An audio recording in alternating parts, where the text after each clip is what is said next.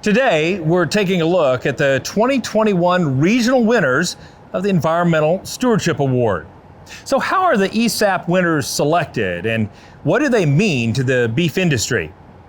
Joining us now is Barb Cooksley. She's former Nebraska Cattlemen president and a member of the selection committee. So Barb, why is it so important to utilize the ESAP program to tell the story of how farmers and ranchers are caring for the land and the environment? There are so many people who don't understand how cattle, wildlife, grass, water, they all interact.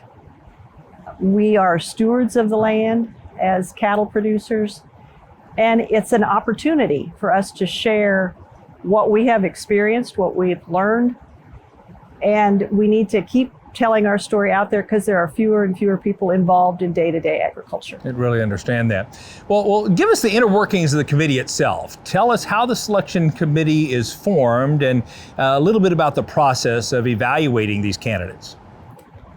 The selection committee is made up of regional vice presidents across NCBA, but we have academia, we have corporations, we have McDonald's, sure. And they help sponsor these award winners, and the fact that they give us their perspective. And we also have former winners of the ESAP that are on that committee. And so it's a broad range of eyes that look at it from various parts of the country. The regional vice presidents, we're from California to the East Coast and Montana to Texas. And so we have to look at it through our lens. What works in Nebraska wouldn't be sustainable maybe in the desert high plains. And I was going to ask you, specifically, you have one from each of 7 regions. Why is it so important to have that regional representation from coast to coast, as you indicate? Because there is no one right way to do it.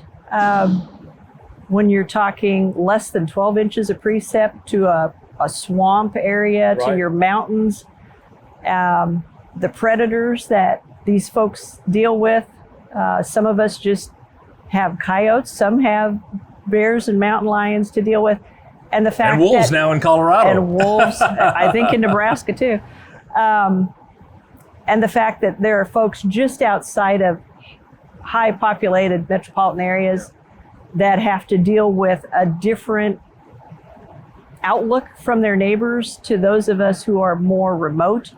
So how do they tell their story differently? How do they reach out? And it was interesting, on some, they'll do tours, bring out either college interns, or they'll have grade school kids come out and learn about their operation.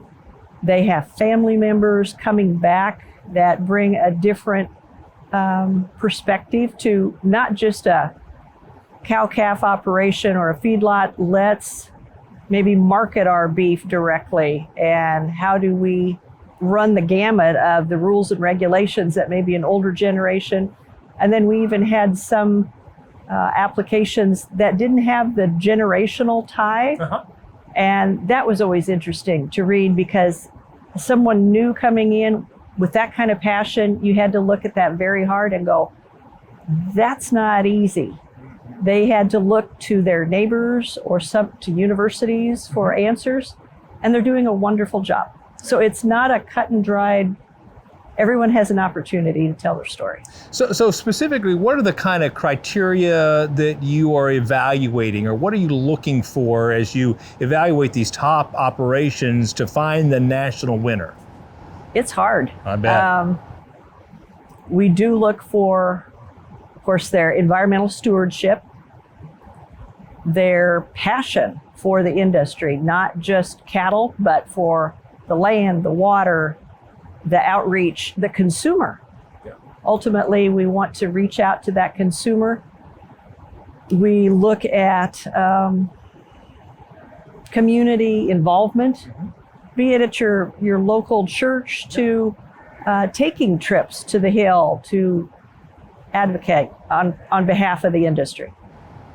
And I was going to say, after being involved in this myself all these years, these folks have served as inspiration to me to ask myself the question, not how can I be a national winner, but how can I do something better on my own ranch? Would you agree? I would agree that these winners are probably at the front of the bell curve. They are willing to take a risk, take a chance, get outside their comfort zone. One that I was reviewing wanted to do something different with runoff from their feedlot instead of into a lagoon. They wanted to use grass to filter. And so they were working with the university in that state on a trial basis. That was awesome to not just go with the status quo. We can do it better. That's cool. Great stories, and thank you to you and all the other regional vice presidents for all your leadership and just the sheer effort you put into this program. We very much appreciate it. Thank you, Kevin. Now, if you want to rewatch the stories of these regional winners, then visit the Environmental Stewardship Awards page on YouTube. Not only can you see this year's winners, but you can check out winners from past years as well. You can also go to the Cattlemen to Cattlemen page to catch up on anything you've missed on our show, including educational segments and producer profiles from all around the country. So check out both the Environmental Stewardship Awards page and the Cattlemen to Cattlemen page on YouTube.